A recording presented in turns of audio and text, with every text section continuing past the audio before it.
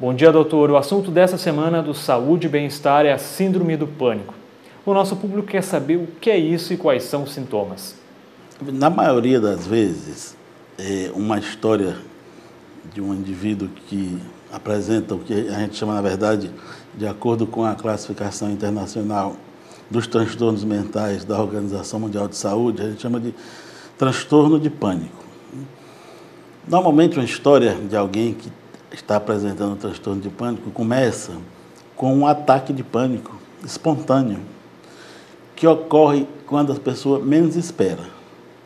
O indivíduo não está passando por nenhum estresse, pelo menos naquele momento, não está vivendo nenhuma situação que ele considera desfavorável naquela situação, às vezes está em casa, numa situação de proteção, está vendo o melhor programa de televisão que gosta, e de uma hora para outra tomado por um estado de ansiedade intensa, que é exatamente o ataque de pânico, que se caracteriza por o indivíduo sentir um aperto forte no peito, palpitação, o coração dispara, as mãos começam a gelar, a ficar frias, a suar, às vezes tem dor de cabeça, tem tontura, tem a sensação de que vai desmaiar, ou então de que vai ter um ataque cardíaco, ou que vai morrer, ou que vai enlouquecer.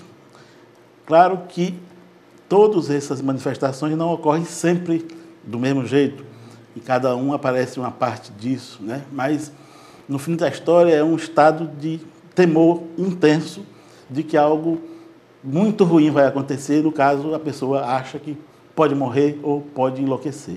E quais são as consequências, doutor? Essas pessoas, em geral, no momento desse, correm para pedir ajuda no pronto-socorro, porque acham que estão passando mal, vão morrer do coração.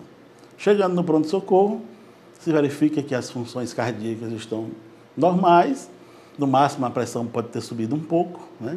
Se a pessoa tem história de hipertensão, pode aumentar um pouco, se não tem história, pode até ter uma hipertensãozinha naquele momento, mas depois que se acalma, que volta à situação normal, toma um tranquilizante, a pressão volta ao normal. Quer dizer, esse estado é um estado que dura alguns minutos. Pode durar 15, 20, 30, 45 minutos, e isso o indivíduo volta ao estado anterior.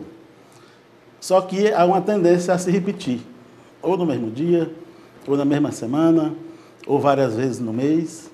E, à medida que isso vai se repetindo, se a pessoa ainda não teve a certeza de que não está padecendo de uma doença cardíaca ou neurológica, ele vai voltar de novo ao pronto-socorro, até que ele se convence, até que o médico convence que ele deve procurar ajuda na especialidade com psiquiatra, com psicólogo. E aí o tratamento pode ser feito. Entre um ataque desse e outro, quando a pessoa já apresenta diversos, ele começa a ficar temendo isso acontecer. Então, entre uma crise e outra, há sempre um estado de expectativa, um estado de preocupação, com a possibilidade de vir a ter uma nova crise dessa. E o tratamento, como que funciona? Veja, o tratamento mais adequado para o transtorno de pânico é através de medicamento e também associado à psicoterapia, né? Se o indivíduo faz uso do medicamento adequado e faz um acompanhamento psicoterápico, ele tem muita chance de se recuperar. E para quem não se trata, doutor, quais são os agravantes?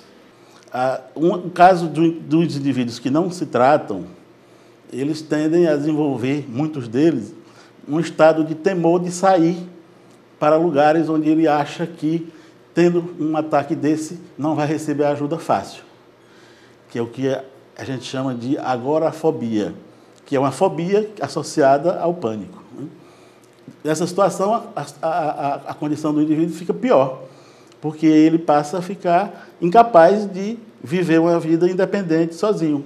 Aí não vai ter mais coragem para sair para estudar, se for estudante, para trabalhar, se for, né, já um trabalhador, e passa a ter consequências na sua vida ocupacional, social, de relações, né? Esse é um problema que ocorre muitas vezes associado ao pânico, que é essa fobia de estar no lugar.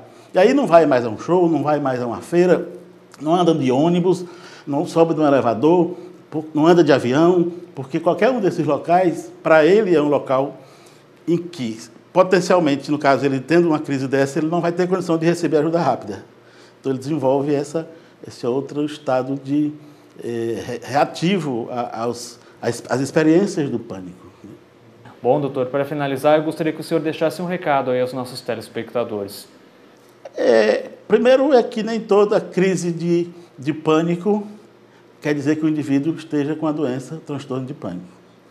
Às vezes o indivíduo passa uma noite numa farra e no outro dia apresenta uma crise dessa. E ele não tem um transtorno de pânico, ele está tendo um síndrome de abstinência ao uso pesado naquela noite de bebida, no caso, né? Então, basta que ele modere a bebida que isso estará resolvido. Agora, o indivíduo que tem ataques de pânico espontâneos, não associados a circunstâncias estressantes ou outras do tipo, ele precisa de ajuda e tem condição de ser perfeitamente tratado com boa recuperação. Se ele tem plano de saúde ou pode pagar particular, a cidade de Fortaleza, o estado de Ceará, tem muitos psiquiatras, muitos psicólogos preparados para isso. E no SUS nós temos os CAPs, né? E o Hospital de Saúde Mental de Messejana e o Hospital das Clínicas, em que também se faz esse tipo de atendimento.